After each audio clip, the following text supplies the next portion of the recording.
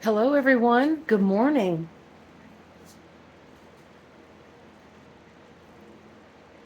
Welcome to the Sweaty Ridgeback families and future prospective Sweaty Ridgeback families. Today, I'd like to invite you into the kitchen. Today, this is day 7. The puppies are officially turning 4 weeks today. And so they've been eating for, exactly a week. And it's really been fun to watch the difference from day 1 to day 7. So it's time for some sort of a kitchen video so that I can explain where we're at, what I'm doing, and where we're headed. All right, so let me step into the kitchen with you. Hello there. I hope my head isn't cut off. Let me just check that just a minute. Let me just check that. Let's just... Yeah, I think we're good. I think we're almost borderline. I sure hope my head isn't cut off this whole video, you guys. Okay, so here's what we have going on this morning. I have everything laid out here. Of course, as you know from the past several days, they've only been introduced to chicken and bone broth. Yesterday I introduced a few eggs. I did cook them. They've had some raw yolks before, of course. But this is just to give them a little something to chew, a little texture, along with the meat. And so we're just going to change it up a little bit this morning. It is cooked. Even the chicken is still cooked. But this is where we're going. It's one thing to get babies started eating. Excuse me, 1 minute. The tricks we use as, human pack family members, human pack leaders, etc., responsible for feeding our packs. So let me just introduce to you what I have here. Starting over here, I have two wormers. This is Pyrantel Paomate. This one here is fenbendazole, although I've been refilling that jar from a gallon jug for just a minute. The label's kind of gone. So this is where we start at 2 weeks before they even get to eating. And as you know, we went to the bone broth, and I deboned some meat for them because the bones were cooked. And I will be deboning some meat for them here in just a few days, and I will not cook it. And I'll tell you about that in just a second. We are transitioning to raw now. So what else do I have here? I actually have some hot dogs. So here in a few days, we're going to begin our travel. I will be taking them out for rides, just to the grocery store, so that they can hear the sounds, smell the different smells, that kind of thing. And,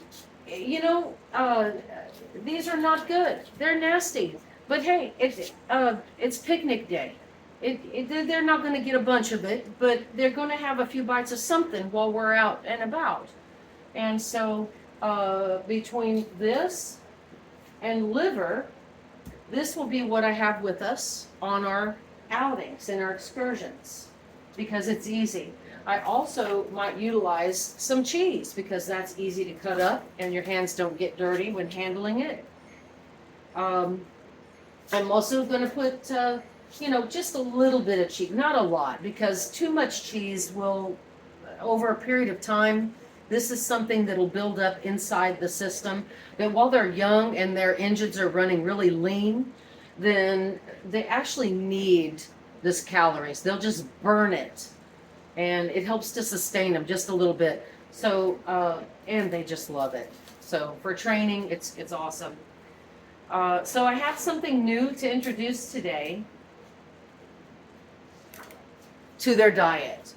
I have some bone-in goat cubes. So I found these, at the grocery, and they're super lovely. They have, oh, somebody's going to get that, probably Jill.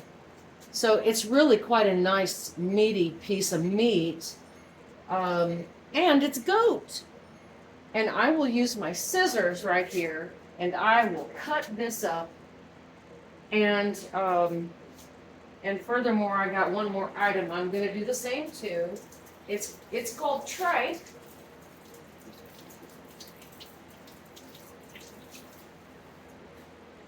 Now, I guess I probably paid a premium price for this.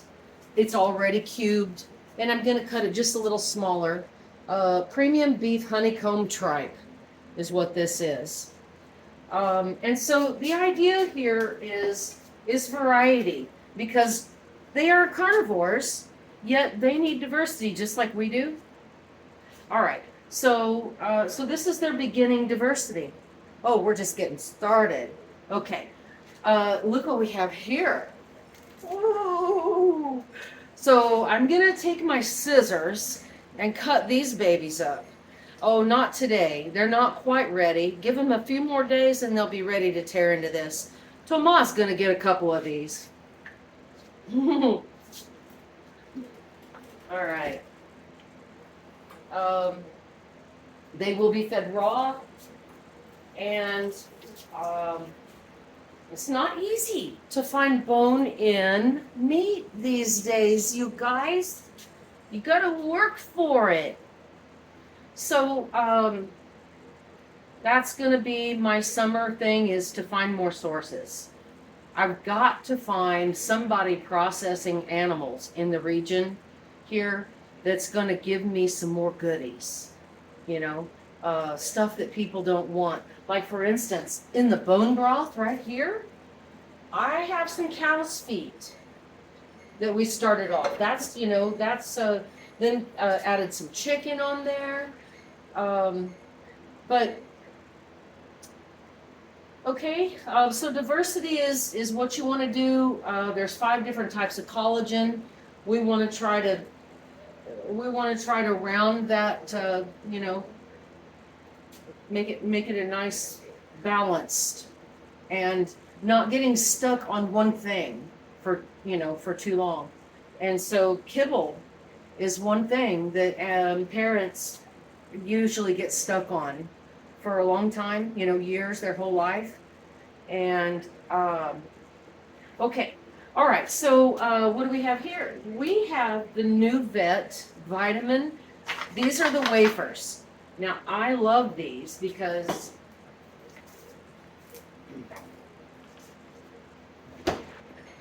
they not only smell like liver, but watch this. They just crumble. Look at that, crumbles right into powder. You probably can't even see that leaving my fingers. All right, so if you don't want to buy the powder, which they get a premium for, they're going to be, when the puppies leave me, they're going to be ready for the tablets anyhow, and they love these. They'll be introduced to at least the powder so that they'll know what they are. And but yeah, these can be used like treats.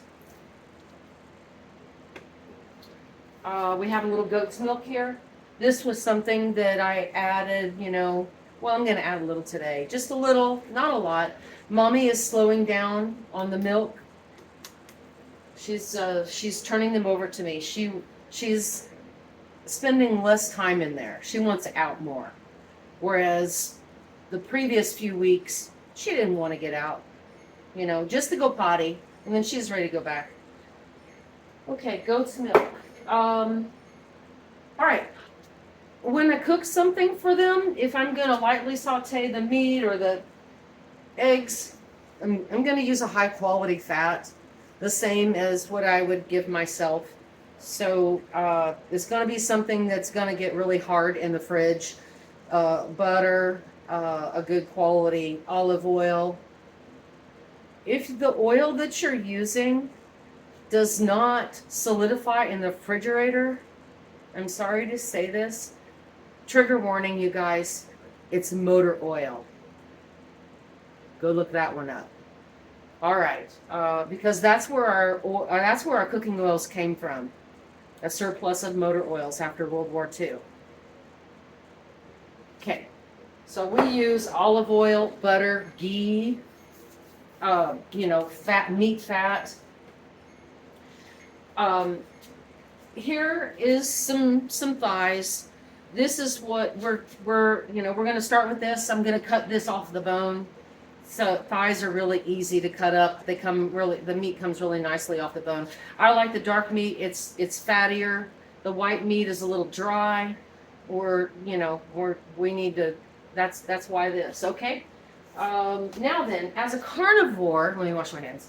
As a carnivore, you could expect that the animal, whatever it is, the animal is not going to be able to make a kill every day.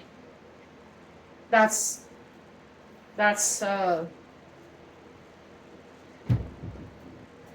can't think of the words, you guys. That's just not something that could happen even if you wanted it to. Okay, so in the off days, when there's no meat available, they forage. I forgot to get the blueberries out, but behind the meat here, we have some fruit. They love super ripe bananas because they're extra sweet and flavorful. So I'll be introducing some super ripe bananas. We will be doing a mock fruit day, meaning only half of the day will be fruit. Okay, because 8 hours, 10 hours is a long time for a puppy, and we can get away with it.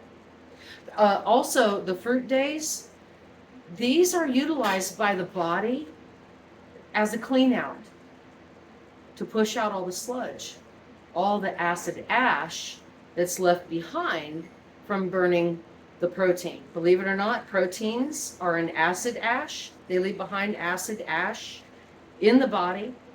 And so running fruit behind it and vegetables and foraging, it's good for people too. So watermelon, they love that. It's different with each pup. They are, some they won't eat cooked carrots. Raw carrots. They want them cooked. Some love them raw.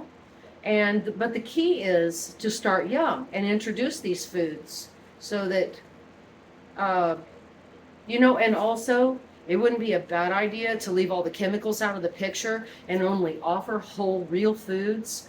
And that way, their body, it's kind of like programming a computer.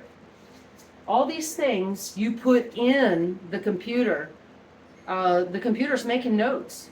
Oh, hey, this is where we get vitamin A. This is a good source of vitamin A. I got that one logged, green pepper or whatever. And the same thing for the whole list of vitamins. The body does that. It's the best computer. They're just copying the human brain with the computers, everybody. Okay. So your body makes notes like that. If you offer real whole foods instead of hamburger helper and something that's already pre-cooked and combined the wrong way, we'll talk about that in just a second. But your body will learn how and where to get its nutrients that way. Sadly, with kibble, the nutrients are just delivered, and they, unfortunately, some of them are not digestible. So therefore, you're getting nothing from it. It's a lie that they're stealing your money for. Okay, what did I just think of that I was going to say? Oh, combinations. Okay, combinations. So each food that we eat, whether animal or human, comes with the enzyme to digest it, unless you've denatured that food and cooked it. So each food comes with the enzymes that's needed to digest it and withdraw the nutrients from the food. But if you cook it, you destroy the enzyme. Now you get nothing from your food. Okay. Now then, let's talk about another way that you can do that. It's called fermentation. So, say for instance, you do like these lovely dog food companies and you put together in the meal, in the bowl, whether it's cooked or not, we're just talking about combinations right now. Both of those things together, if there are enzymes that are going to be working in that particular combination, a protein and a vegetable, they will cancel themselves out. Because in the chemistry world, there's only two sides to chemistry. And when you combine them both, they become base. It's nothing. So when you put a vegetable and a protein in together, you get the acids in the stomach combined with the enzymes will cancel each other out and you get nothing. Okay, so that's a big problem. All right, well, that was fun. So I can't think of anything that I missed right there. I'm gonna pause you guys and bring in the puppies. I'm gonna have to put the bone broth in here, let it cool off a little bit, cut up some meat, and put a little tripe in there, and finish out the bowl with the vitamins and such. And we'll see you over at the puppy station. Okay, we are back. Look at that. Yummy. This is going to be very interesting. And confusing, maybe. Cooked food with some uncooked food. All right, be right back. I will bring in the babies.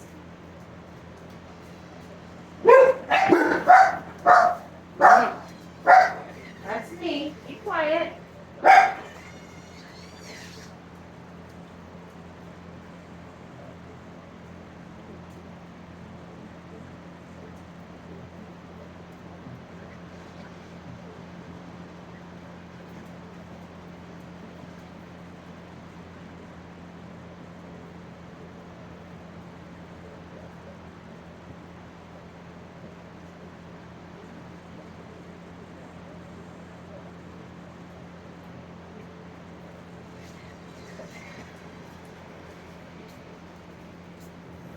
All right, we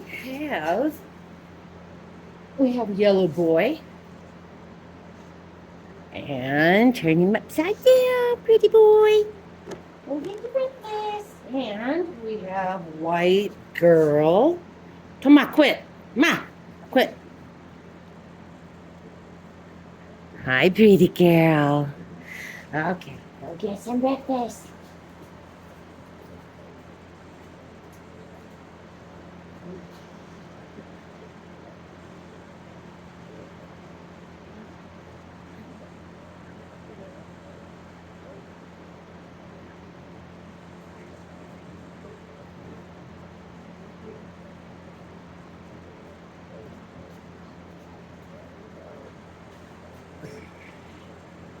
All right, Ridgeless Boy. Woohoo! That was a quick flip, wasn't it, darling? And here's Yellow Girl. Hello, Yellow Girl. I'm sorry, I will be slower and more gentle. Good girl. You precious. I'm coming.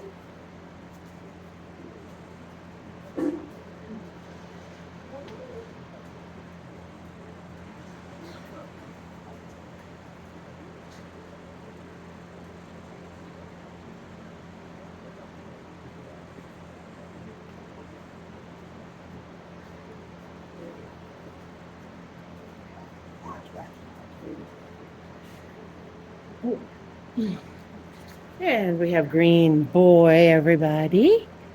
Woohoo! Pretty boy. And we have Blue Girl. Hello, Blue Girl. Pretty girl. Okay. Um, who's next?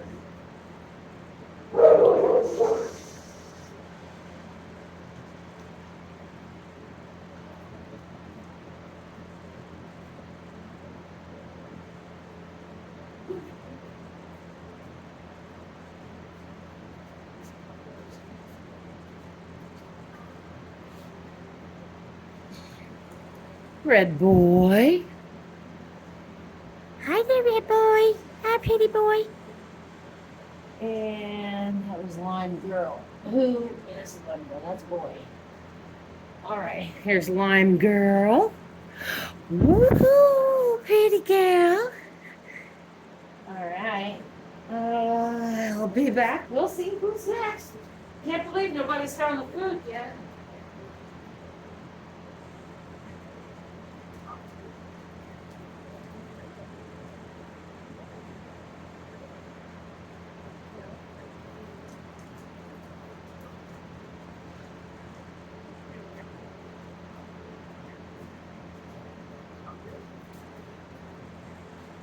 All right. Red girl, everybody. Woohoo, I'm sorry, baby. Red girl. And then, oh, where did white boy go? Here's white boy.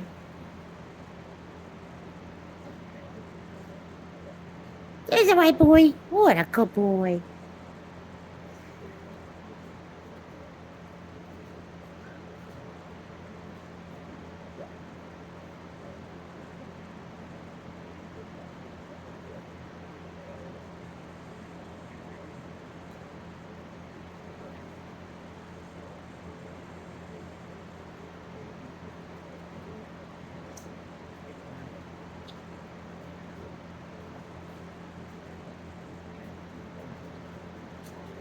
Orange girl.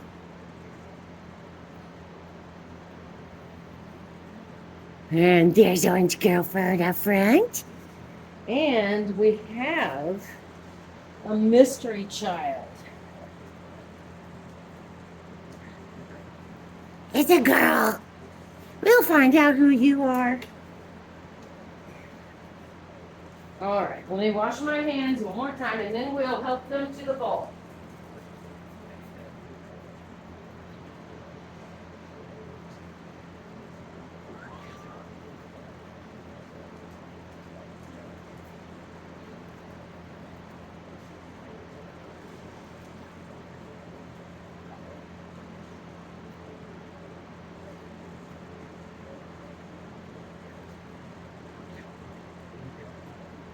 I really hope that camera view is getting that is so precious. He's just standing there looking in. Oh, it's not getting it at all. All right, so let's back off just a little. No, even that won't do it. I guess the lens isn't up high enough.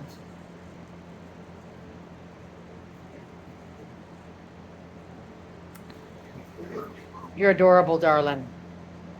Yes, you are.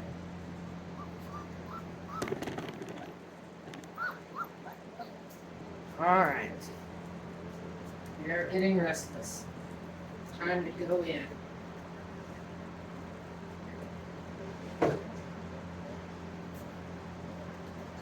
Get the flippers. Oh, I think they're getting ready to find the bowl. We'll see. Once one starts chewing and yakking, the others will be right over.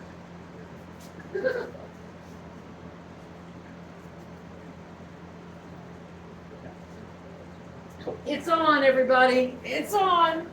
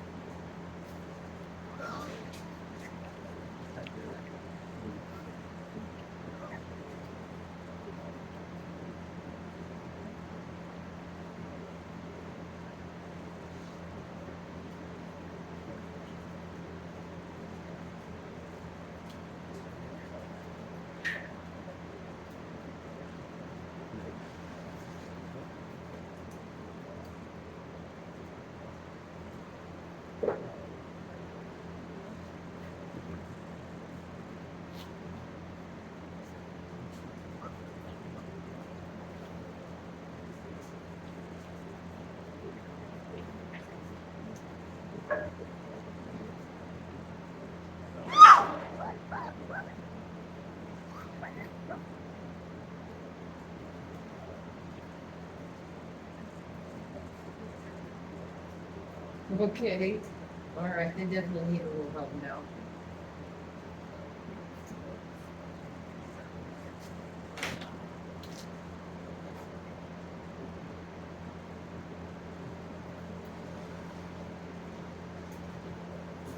All right, princesses. Lights in the hand here.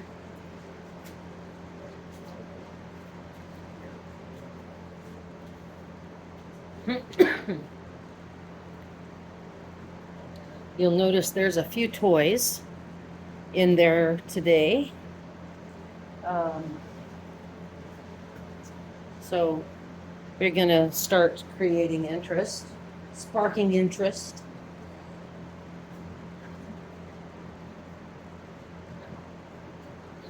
All right. And that's a perfect place for coffee too. So, all right. We want to be closer in. You guys, yeah, you don't want me.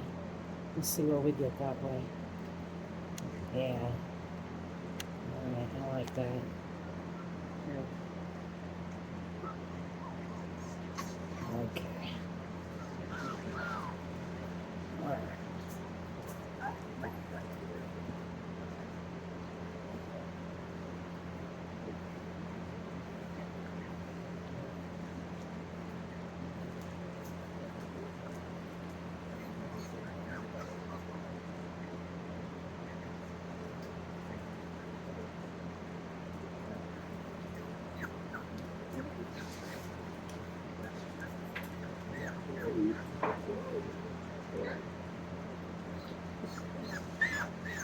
Come here, sweetie. Over here.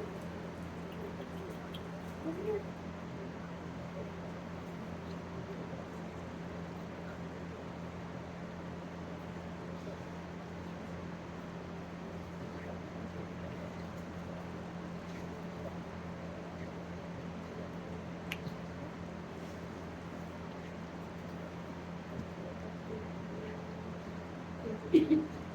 Look at this.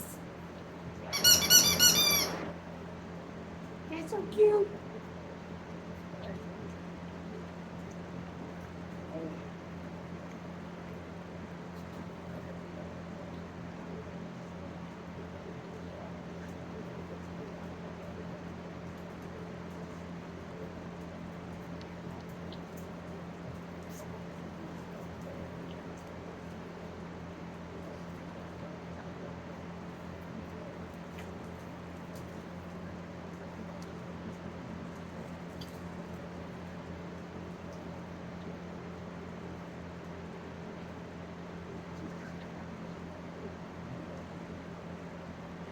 Cut that beautiful boy out of the photo, out of the video again, didn't I?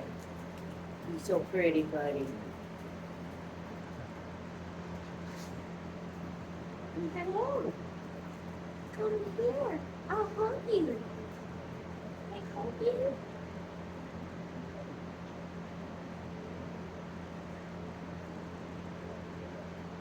Okay. It's just looks like you got a couple. We could use a little trim. Let's just take care of that real quick. Okay.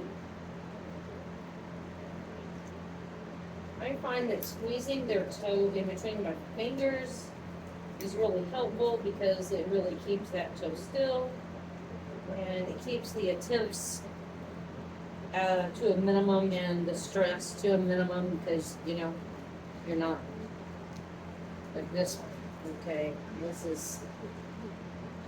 that's when they stop. Just for a second.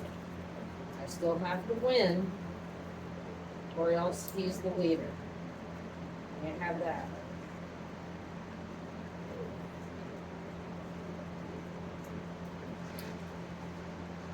All right, so in this case, I'm gonna let him off with just one foot. Oh, I'm glad you came over.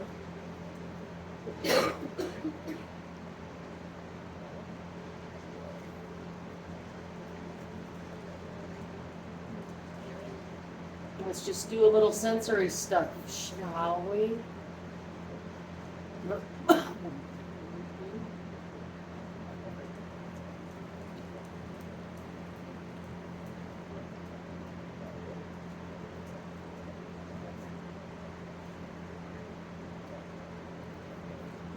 Nice. Nice. You should trust it. You should trust it. That's good. I try to always get eye contact. The earlier the better. This lets them know there's a sentient being on the other end. And then every touch, everything I'm doing with them is creating their personality. Because even after they leave me, somebody comes up to say hi to, a 50-pound puppy, maybe that's big to them. Hi, how you doing there? Oh, hi, Sari. Oh, I scared you. Oh, that's okay. That's a sensory. Oh, I shouldn't have done that. No, don't cuddle the discomfort. So, that was actually perfect. But people who think that they have to really pat a dog hard, they just don't have a clue. Dogs don't have words like we do. So absolutely every movement and gesture is a message. They don't hear your words. Or that's not their language. They're going to translate it to their language, which is why it's your job to make that translation as human. So how's it going? It looks like the egg should have probably been chopped up a little better. But hey. The tripe looks gone. The chicken's gone.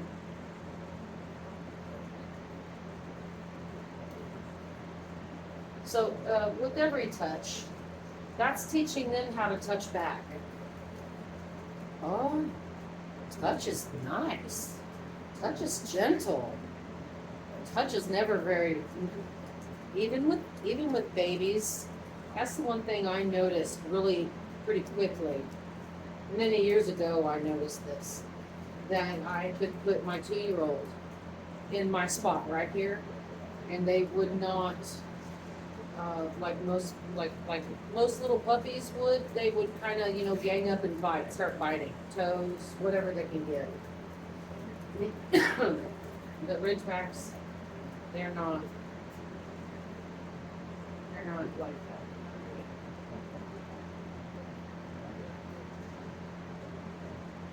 How'd you like that meal today, huh?